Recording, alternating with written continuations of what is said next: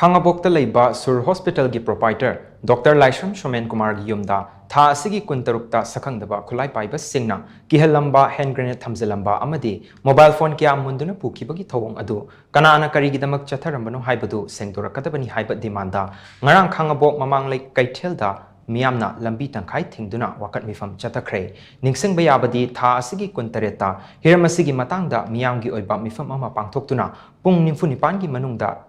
THOUONG asi KANANA KARIGIDAMAK CHATHARAMBANO HAIBADU SHENGDORAKKADABA MIYAM